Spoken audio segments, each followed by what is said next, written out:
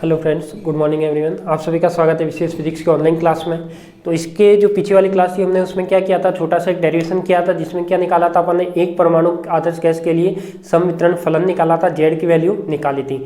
अब देखो, वैसे तो कई बार एग्जाम में वेग वितरण बंटन फलन या वेग वितरण फलन पूछा नहीं जाता, तो भी आपको मैं एक बार बता देता हूँ कि कैसे निकालते हैं उसको भी। वैसे कई बार पूछा गया नहीं है अभी तक, पर अपन को रिस्क नहीं लेनी चाहिए, पढ़ लेते हैं, ठीक है। तो देखो, उसी से रिलेटेड है, उसी से जुड़ा हुआ है, ये कोई अलग नहीं है। जो अपन ने पहले निकाला था उसी से क्या हुआ है, जुड़ा हुआ। तो उसकी बात करते हैं। तो सबसे पहले क्या है आपके पास, देखो मैंने क्या माना, जो टॉपिक माना है वो टॉपिक लिख लीजिए, वेग वितरण बंटन फलन। तो इसमें देखो होगा क्या, इसमें अपन को करना है कि आपके पास प्रायिकता वितरण फलन। अब देखो, मैंने आपको जो इसके पीछे वाली क्लास हुई थी मैंने उसमें क्या बोला था कि कुछ फॉर्मूले आपको इसमें याद रखने पड़ेंगे। तो फर्स्ट फॉर्मूला आपने यदि याद रखा होगा तो वो रखा था आपने सम वितरण फलन, जो क्या होता है e⁻⁻β ei, और ये क्या होता है, ये फॉर्मूला आपने याद रखा था। और यहाँ पे क्या लग रहा था आपका, सिग्मा लग रहा था। बताओ ये याद रखा था क्या नहीं रखा, कि मैंने बोला था कि किसी भी पार्टिकल का पार्टीशन फंक्शन या समवितरण फलन लिखना है तो आप इस तरीके से लिखोगे, z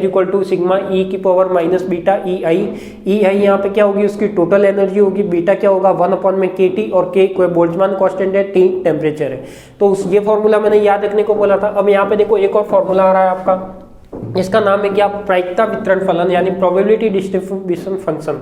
यानी प्रोबेबिलिटी डिस्ट्रीब्यूशन फंक्शन को आप लिखना हो, क्या लिखना हो, प्रोबेबिलिटी डिस्ट्रीब्यूशन फंक्शन को आप लिखना हो तो ये क्या लिखोगे, p e⁻⁻β ei/z, इस तरीके से लिखोगे। और z आप एक आदर्श गैस परमाणु यानी मोनोएटॉमिक आइडियल गैस के लिए जानते हो, जो अपन ने जेड निकाला था वो क्या निकाला था, v/h 2πm kT 3/2। ये अपन पिछली बार डेरिवेशन में निकाल चुके हैं। तो देखो इसमें करना क्या है उसकी बात करते हैं। तो सबसे पहले तो क्या किया अपन ने, प्रायिकता वितरण फलन की परिभाषा से, तो प्रायिकता वितरण फलन मैंने लिख दिया कि ये प्रायिकता वितरण फलन किसी का भी आप चाहे ले लो, कोई भी पार्टिकल का, हमेशा यही फॉर्मूला यूज होगा। ध्यान रखना, दो फॉर्मूले आपके पास याद रखने का होगा, एक तो समवितरण फलन, एक प्रायिकता वितरण फलन, ठीक है। दो फॉर्मूले दिमाग में बैठा लेना। फिर क्या होगा आपके पास, देखो प्रायिकता वितरण फलन की परिभाषा से मैंने क्या लिखा यहाँ पे, कि प्रायिकता वितरण फलन की परिभाषा से मैंने क्या लिखा, ये फॉर्मूला लिख दिया, समीकरण नंबर 1। अब मैं कहता हूं कि इसको यदि IV कोष्टिका में बात करें तो इसको मैंने पूरे सिस्टम को किस में माना था, आपको पता है, ये माना था मैंने फेज स्पेस में। क्या माना था, फेज स्पेस में। यदि मैं फेज स्पेस में मानता हूं तो मैंने यहाँ पे क्या लिखा है कि IV कोष्टिका में उपस्थित अणुओं की संख्या, यानी कोई भी एक की अपन कैलकुलेशन कर रहे हैं तो उसमें टोटल अणुओं की संख्या होगी, वो कितनी होगी, तो टोटल अणुओं की संख्या के लिए मैं क्या लगाऊंगा, n। तो ये मैंने क्या लगा लिया, n, और इसकी जो प्रोबेबिलिटी है उसको क्या लगा दिया, मल्टीप्लाई कर दिया। तो ये क्या हो जाएगी, जो एक सिस्टम है उसमें टोटल पार्टिकल की प्रोबेबिलिटी दी हुई है, n अणुओं का निकालना है, तो अपन क्या करोगे, n × p करोगे।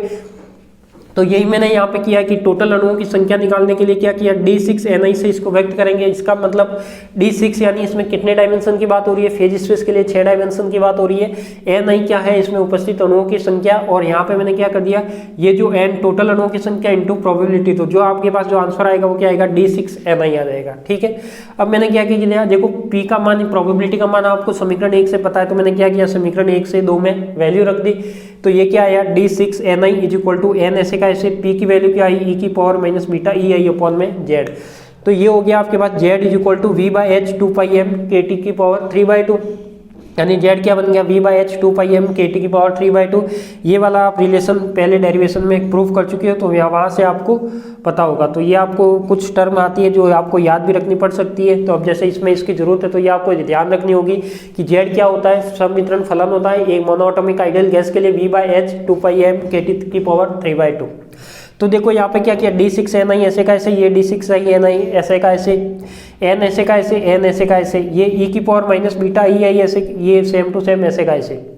z की क्या की मैंने वैल्यू रख दी, z क्या था यहाँ पे v/h, तो ये v/h 2πm kT 3/2, तो ये 2πm kT 3/2। अब मैं क्या करता हूँ, देखो ये तो क्या किया मैंने, ये h कहाँ जाएगा, ऊपर आ जाएगा, तो ये ऊपर आ गया, तो n h e⁻⁻β ei upon में ये कंप्लीट टर्म नीचे ऐसे की ऐसे लिख दी। अब मैं क्या करूंगा, अब मैं करूंगा कि जो आपका h है, h आप जानते हो, पहले भी मैं बता चुका था, h क्या है, आपके 6 कोऑर्डिनेट की व्यक्त करता है, यानी कला समष्टि के आयतन को व्यक्त करता है, जिसको क्या लिखेंगे, dx dy dz dpx dpy और dpz। तो h को मैं क्या कर सकता हूँ, यहाँ पे इस टर्म में लिख सकता हूँ dx dy dz dpx dpy और dpz, ये टर्म। बाकी n ऐसे का ऐसे, ये टर्म ऐसे की ऐसे, और ये क्या हो गया v 2πm kT की पावर 3/2।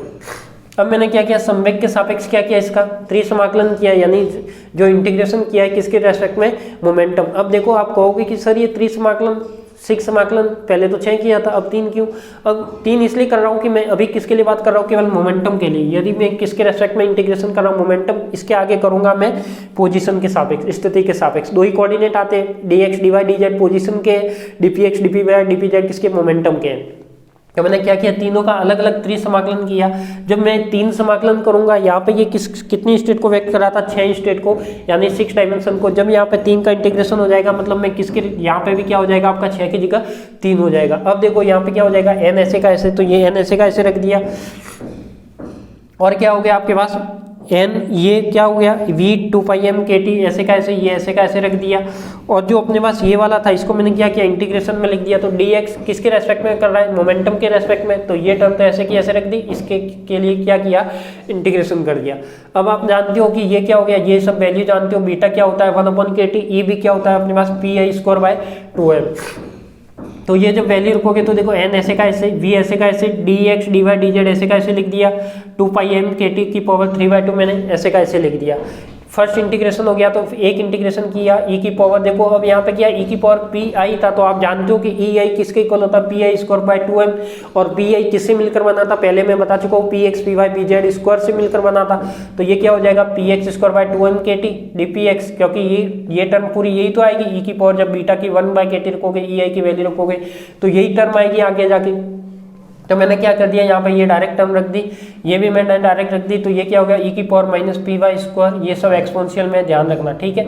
ये भी पावर pz में आ गई। अब देखो आप इसका सॉल्यूशन जानते हो, इसका सॉल्यूशन मैं बीटा का मैं इंटीग्रेशन से करवा चुका हूँ। तो ये इंटीग्रेशन क्या होगा, -∞ से ∞, px की पावर 0, e की पावर -px² अपॉन में क्या आता है 2m kt। तो इसका इंटीग्रेशन क्या आएगा आपके पास, 0 + n/2, यानी n + 1/2 आता है, तो ये n + 1/2 कर दिया। और क्या आता है गामा, अपॉन में क्या आता है एल्फा, तो एल्फा क्या आता है 1/2m kt। और इसकी पावर क्या हो जाएगी, n + 1/2, n कितना है 0, तो ये 1/2, और n 0 है तो ये 1/2 का मान √π, ये ऊपर आएगा तो क्या बनेगा 2m kt की पावर 1/2। तो क्या मैं इसको ऐसे लिख सकता हूँ, 2m पाई kt की पावर कितना, टोटल 1/2, यानी ये किसकी है, केवल एक इंटीग्रेशन की वैल्यू। अपने पास इंटीग्रेशन कितनी है, टोटल 3 है, तीनों की वैल्यू क्या आएगी, सेम आएगी। तो क्या होगा, तीनों ऐड हो जाएगी, 2 पाई m kt 1/2 1/2 1/2 क्या हो जाएगा 3/2। ये ऐसे का ऐसे। अब आप जानते हो कि ये वाली टर्म है, ये क्या है आपका v होता है, तो इसको मैंने इधर भेज दिया, और ये n/v ऐसे का ऐसे, और इधर से ये वाली टर्म से ये वाली टर्म क्या हो गई आपकी, कैंसिल आउट हो गई। तो क्या बचा आपके पास, n/v बचा। अब क्या कर रहे हैं अपन, यहाँ पर मोमेंटम के रेस्पेक्ट में इंटीग्रेशन किया था, यहाँ पे क्या कर रहे हैं, पोजीशन के रेस्पेक्ट में कर रहे हैं। तो देखो स्थिति के सापेक्ष त्रिसमाकलन किया है, क्या किया, स्थिति के सापेक्ष त्रिसमाकलन। तो ये क्या हो जाएगा, d³ ni = n e की पावर -β। देखो ये टर्म मैंने ऐसे की ऐसे रख दी, क्या था आपके पास, n ऐसे का ऐसे, e की पावर -β, ei ऐसे का ऐसे, और v ऐसे का ऐसे, ये टर्म ऐसे की ऐसे। अब मैंने क्या किया, यहाँ पे किसके रेस्पेक्ट में इंटीग्रेशन हो रहा है, पोजीशन, तो ये dpx वाला बाहर आ जाएगा। तो ये तीनों टर्म थी वो मैंने क्या लिख दी, बाहर लिख दी, और जो पोजीशन वाली टर्म है वो किस में आ जाएगी, इंटीग्रेशन में आ जाएगी।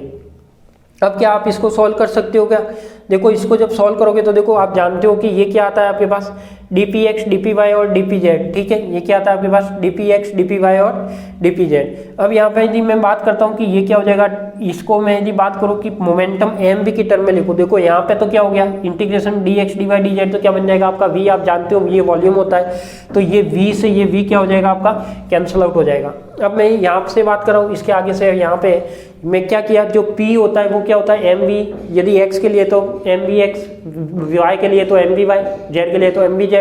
तो ये तीनों टर्म होगी आपके पास। तो px की जगह क्या रखना है, mvx mvy और mvz। m तीनों का बाहर आ जाएगा तो क्या बनेगा m क्यूब, क्योंकि m तो क्या है तीनों के लिए सेम है। ये क्या बनेगा, vx vy और vz। तो इसका मतलब ये n तो ऐसे का ऐसे। अब यहाँ पे मैं एक टर्म शायद भूल गया, e की पावर -β ei, ये साथ ही आएगा, ठीक है।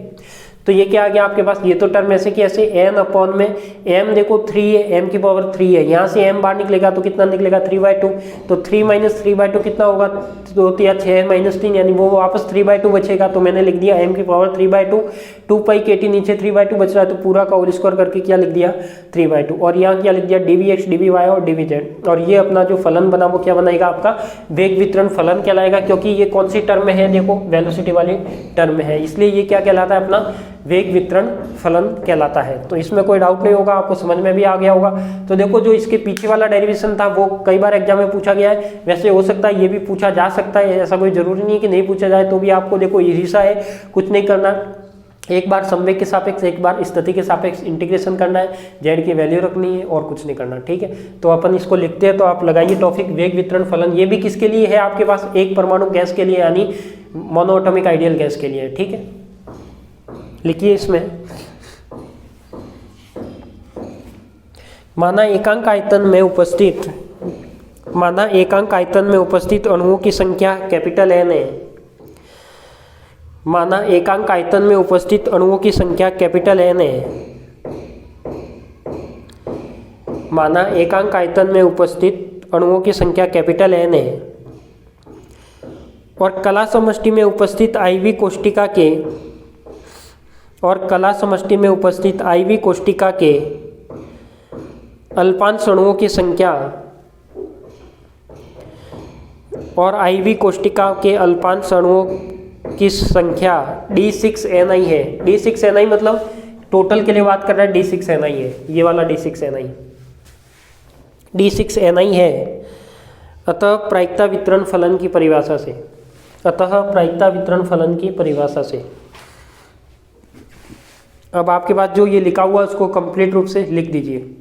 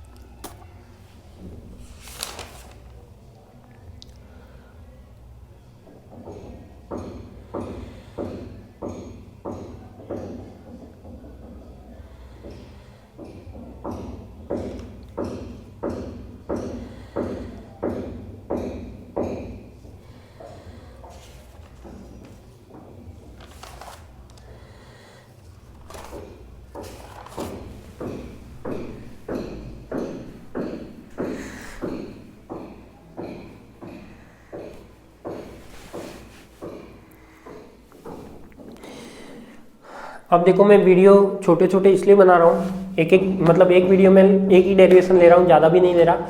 वो इसलिए क्योंकि काफ़ी स्टूडेंट की कंप्लेन आ रही थी कि सर हमारा नेट पूरा हो जाता है। तो कोई बात नहीं, आप एक एक डेरिवेशन को लिखिए आराम से, तो आपका नेट भी बचेगा, नेट भी पूरा नहीं होगा और क्लास भी अच्छे से हो पाएगी, ठीक है।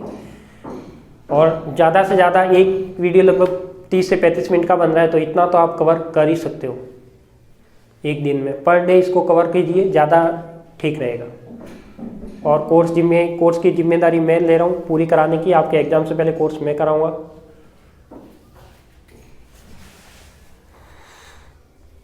कंप्लीट लिख लीजिए इसे।